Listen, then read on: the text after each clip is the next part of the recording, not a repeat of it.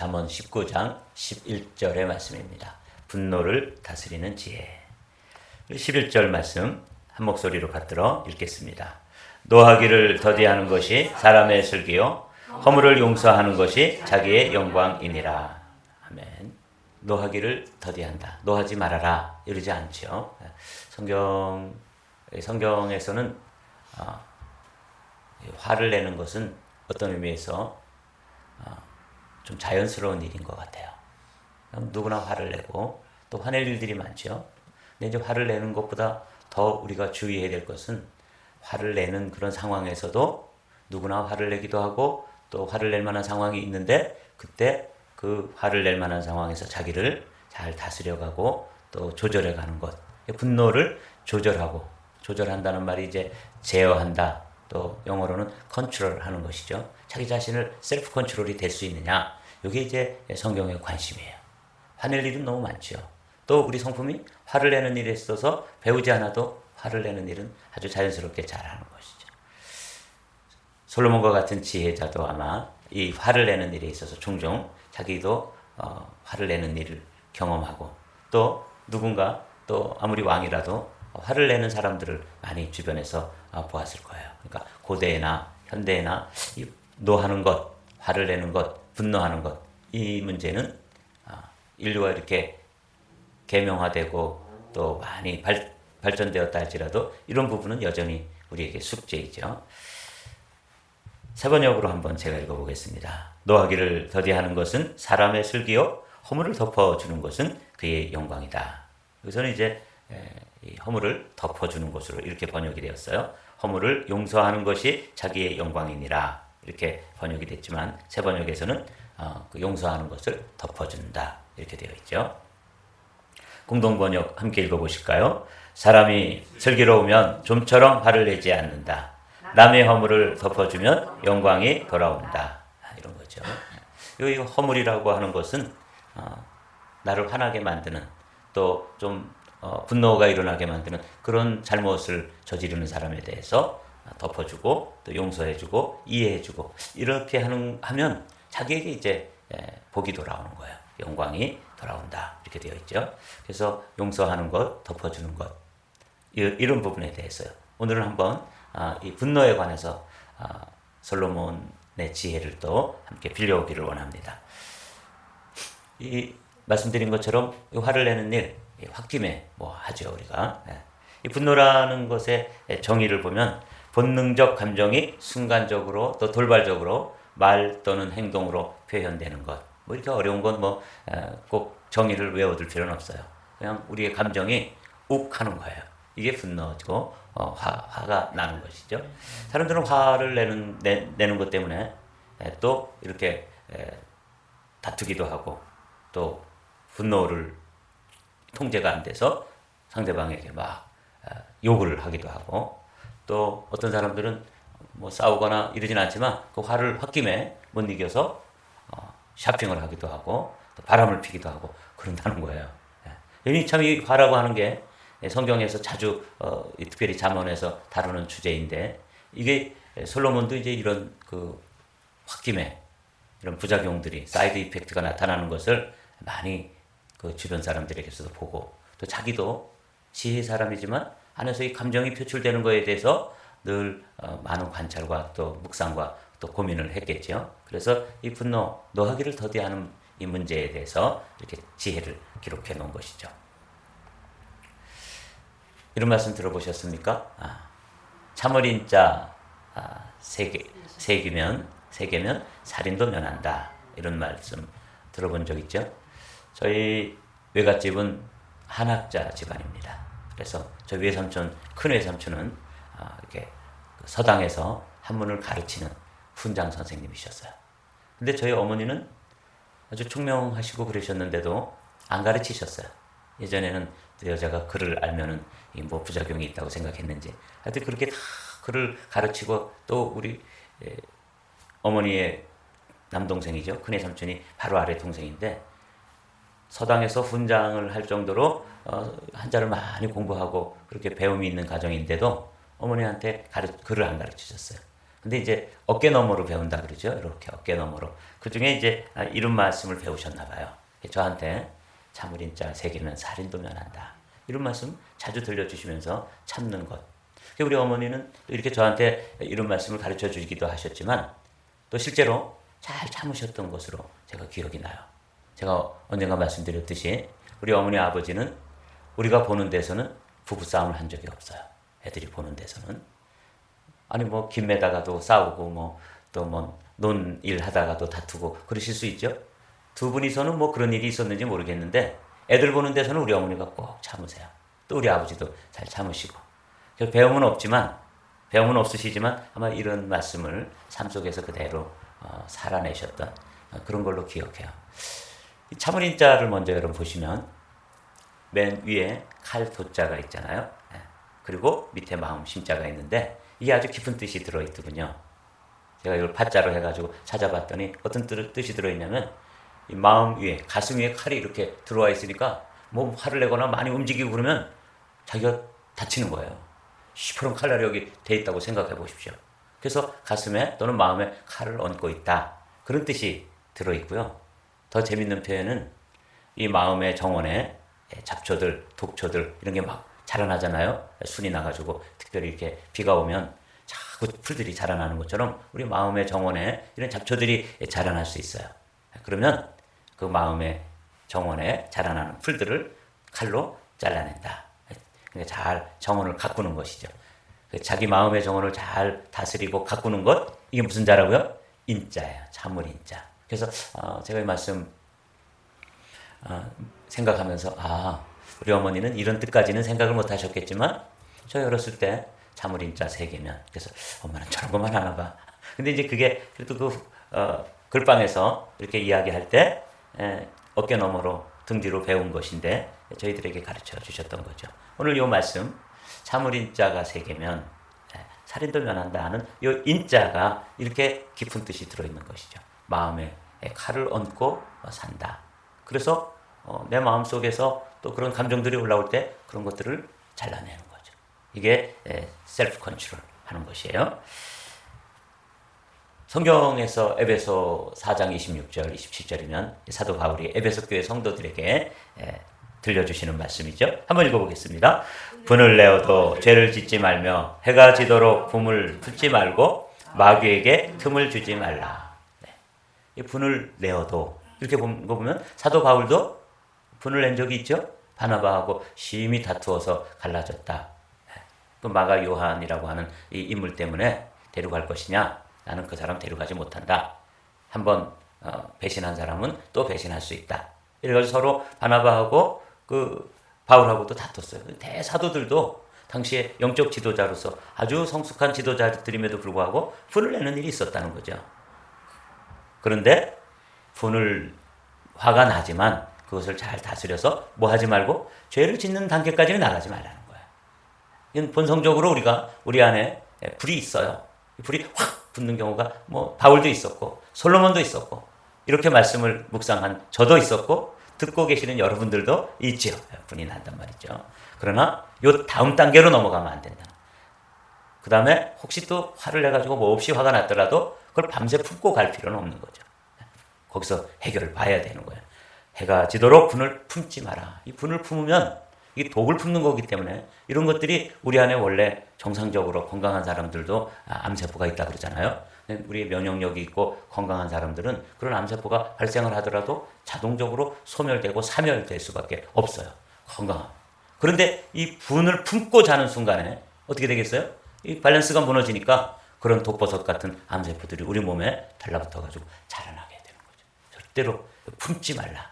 그리고 더 놀라운 것은 이어지는 성경에서 우리는 26절만 많이 알잖아요. 근데 그 27절을 한번 더 읽어보죠. 시작. 마귀에게 틈을 주지 말라. 네, 이걸 통해 가지고 또 마귀가 슬그머니 그 틈으로 들어와 가지고 마침 문이 이렇게 조금만 열려 있어도 뱀이 말이죠 슬그머니 들어오잖아요. 저 시골에 살을 때 포천에 살을 때 말이죠. 제가 처음 목회지가 경기도 포천 시골인데 거기에 그 뱀이 쑥 들어와 가지고 장화에 들어가서 딱 앉아 있는 거예요. 세상에. 그걸 그냥 장화를 그냥 신었으면 어떻게 되겠어요, 그죠? 근데 어떻게 그게 발견이 돼가지고 이제 했는데 그게 또 틈으로 들어가서 또 안 나와가지고 온 짐을 다 드러내고 하여튼 때려잡느라고 애를 썼는데, 예, 요거 보십시오. 그 틈만 있으면 쥐새끼도 들어오고 뱀새끼도 들어오고 마귀 새끼도 들어오고 이러니까 여러분 요거 기억하십시오. 에베소서 4:27. 예, 뭐예요? 마귀에게 틈을 주지 말자.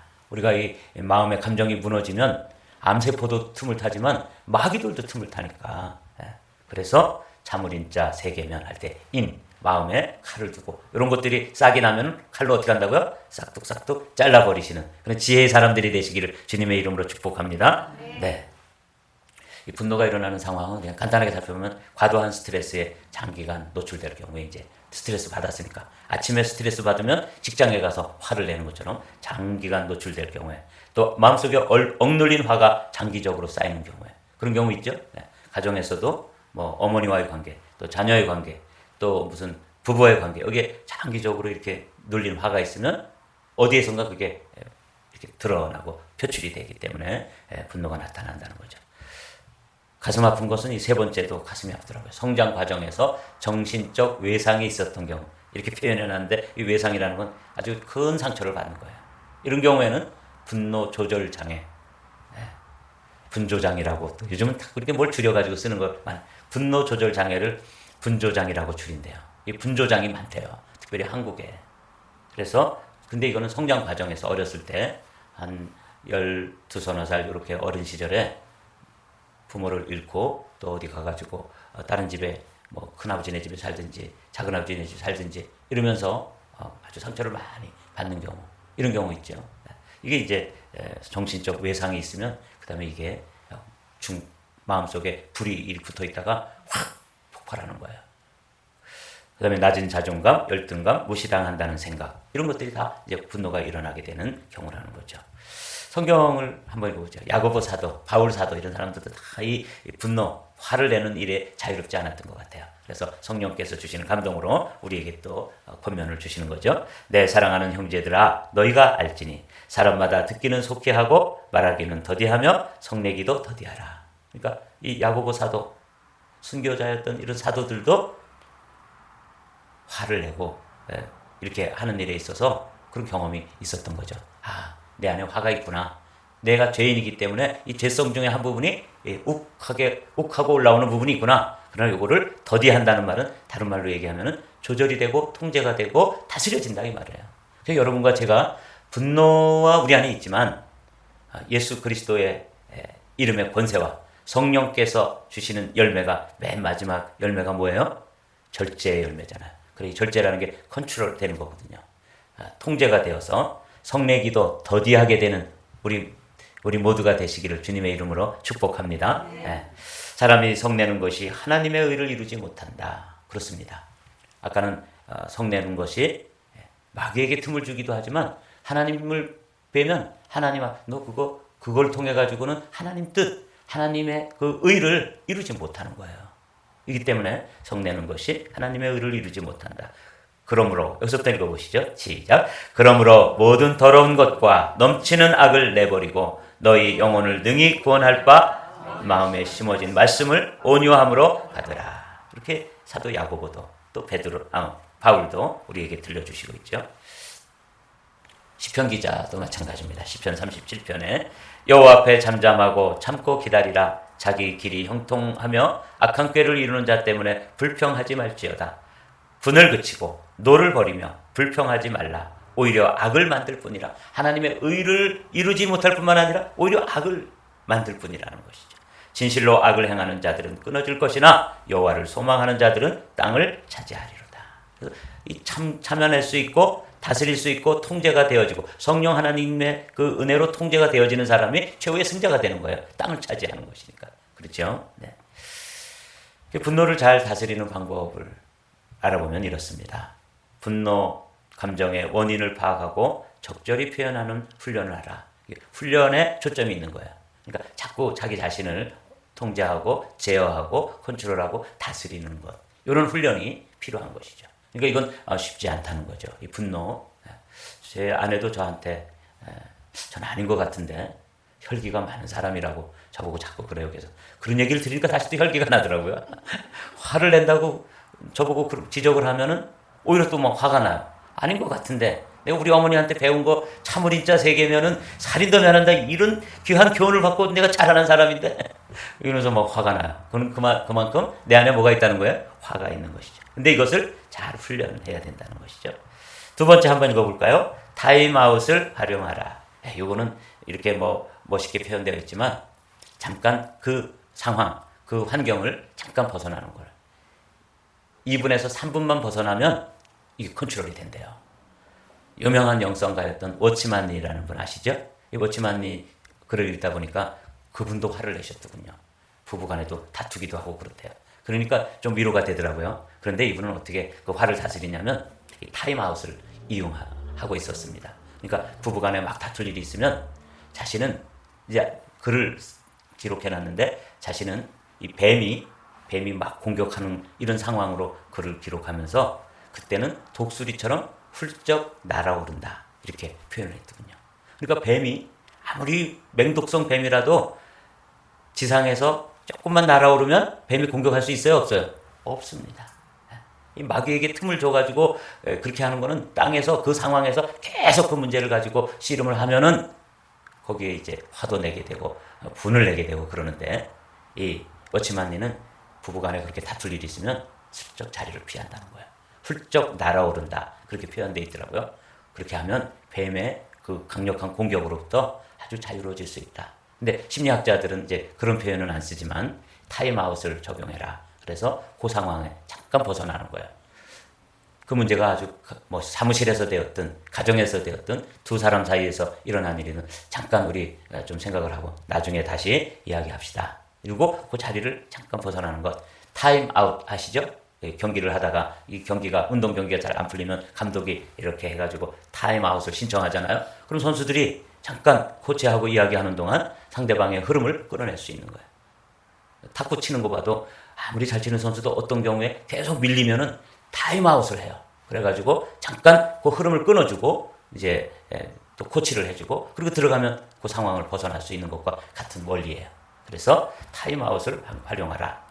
그 다음에 이제 세 번째는 역지사지의 사고방식과 유머 감각을 가져라. 조금 마음의 여유 공간을 가지고 내가 만약에 저 사람 입장이라면 어떻겠는가. 이렇게 해서 이제 분노를 다스려내는 거죠. 그래서 제일 중요한 게 타임아웃. 요 방법이 아주 효과적인 방법이에요. 그 자리 1, 2분만 벗어나고 1, 2분만 근데 이럴 때 벗어날 때 걸으라 그러더라고요. 걷는 것이 철학자의 사고를 하는 것이다. 그래서 철학자들이 이렇게 걸으면서 많이 사고하잖아요. 그래서 걷되 빠른 걸음으로 걸으래요. 화가 났을 때는. 그래서 그 상황을 벗어나서 타임아웃 한 다음에 걷잖아요. 그러면은 마음이 컴다운 되면서 그 상황에 이건 내가 잘못한 거구나. 이건 이렇게 해야 되겠구나 하면서 이 생각들이 정리가 되고 컴다운이 되면서 분노가 이제 조절되는 것이죠. 타임아웃. 이걸 꼭 기억해 놓으십시오. 그러니까 영성가들도 화가 나는 거는 어쩔 수가 없는 존재인가 봐요. 워치만리 같은 사람도 자기는 독수리처럼 훌쩍 날아오른다. 특별히 부부간에 다툴 때 그렇게 했다 그래요. 자, 여기 또 한번 읽어보죠. 잠언 16장 32절에 놀라운 말씀이 있잖아요. 함께 읽어보겠습니다. 노하기를 더디하는 사람은 용사보다 낫고 자기의 마음을 다스리는 사람은 성을 점령한 사람보다 낫다. 여기 다스린다는 말이 어떻게 됐어요? A man who controls his temper라고 되어 있죠. 템퍼라는 말이 아주 쉽게 표현하면 기질 또는 기분. 그런데 아주 더 마음에 와닿는 뜻은 성질이에요. 우리도 다 한 성질 하죠? 성질 없는 사람이 어디 있습니까? 어제도 제가 현일이하고 저녁을 먹고 걷다가 자긴 성질이 없다는 거예요. 그래서 제가 성질이 없다고 말하는 게 그게 성질이 있는 거다. 그랬더니 진짜 성질을 내더라고요. 그래가지고 내가 웃으면서 너 그러니까 네가 성질이 있는 거야 이러면서 이제 걸으면서 왔는데 너 저를 확 밀치면서 난 자기 성질이 없다는 거예요. 그래서 그러면서 이제 같이 걸었는데 여러분 그 템퍼라는 게 그런 뜻이에요. 우리 다 성질이 있어요. 천사 같은 우리 현일이도 다 그 안에 성질이 있다는 거 아닙니까? 근데 이걸 어떻게 된다고요? 컨트롤 해야 된다는 거죠. A man who control his temper. 그죠? 그런 사람이 성을 점령한 사람보다 낫다고 가르치고 있습니다. 자, 이제 오늘 본문으로 돌아와서 읽고 오늘 또 하루를 여러분도 오늘도 화날 일이 만나지고 또 화날 일이 여러분들을 방문하고 여러분들의 마음을 쾅쾅 두드릴 때 어떻게 한다고요? 다스리고 통제하고 승리하셔야 될 줄로 믿습니다. 한번 읽고 마치도록 하죠. 노하기를 더디하는 것이 사람의 슬기요 허물을 용서하는 것이 자기의 영광이니라.